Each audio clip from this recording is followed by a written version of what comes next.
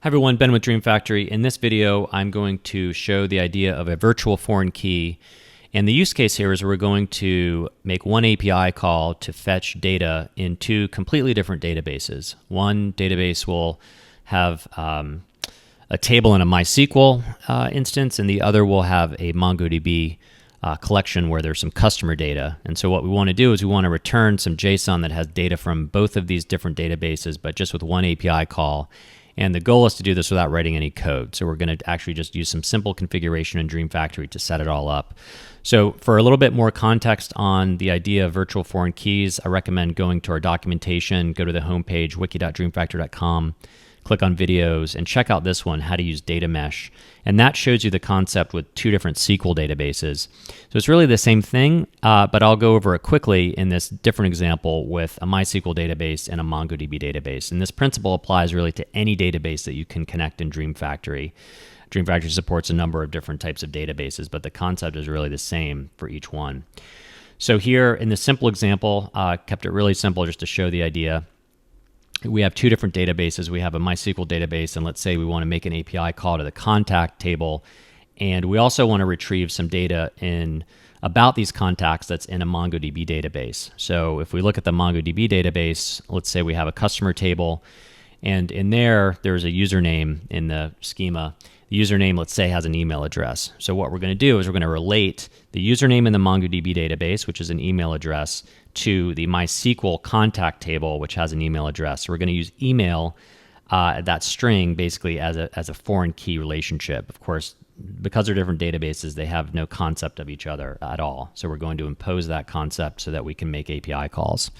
So to do that, we would go into the username field and just start checking these boxes. We're going to make username a foreign key, a virtual foreign key, and it's actually going to use foreign reference service, which basically means it's going to be communicating with data that's in a completely different service, i.e. a different database. So our reference service will be the MySQL database, and then just pick a table that you want, and then that will generate a list of fields. And here we want, in the contact object, we want the email field. So once you've done that, you can go ahead and save it. And I'll just cancel this and go back because I've already set it. And what'll happen is you'll see a couple things. One, in the MongoDB database, you'll see in the relationships area a relationship that's now been created. So MySQL.contact by username gets automatically created. So basically this foreign key relationship has been set up. And then in the MySQL database, if we go and select the contact there, we will see the contact fields, and because we set up that relationship, we now see MongoDB, which is the prefix, which is the database name, dot customer by username, and this is going to have a has many relationship.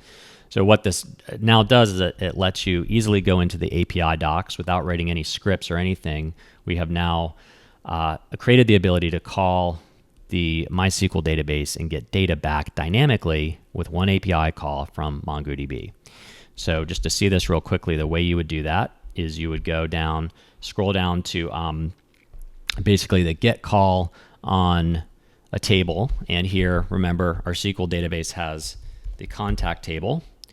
And here what you're going to want to do is put in the related, basically the foreign key. And you need to make sure to prefix that with the service name. So MongoDB dot and then customer. Let's see, let me just type this in, by, and then username. So once you've typed that in, what that'll do is, and you can leave all these other things blank just to see it, you'll see the curl request, the request URL here running on localhost. You'll see the contact object, and then this is appended, the related parameter with the value MongoDB.customer by username. And that will return our records here again from the contact table in our MySQL database. And also it's going to add to that JSON packet the username, display name coming from MongoDB by this virtual foreign key and anything else that you have in there. So normally for this use case, you would write a server-side script to do it, but this is such a common pattern when you're trying to relate data that it's just a configuration option inside of Dream Factory. So that's it. Hopefully this has been helpful to explain the key idea. Go ahead and again, check out these tutorials on the wiki. There's a bunch of videos, and we're adding more and more of that through time. And let us know if you have any questions. You can head over to community.dreamfactory.com and check out the forum there and ask any questions that you want. So thanks for watching, and hope this was helpful.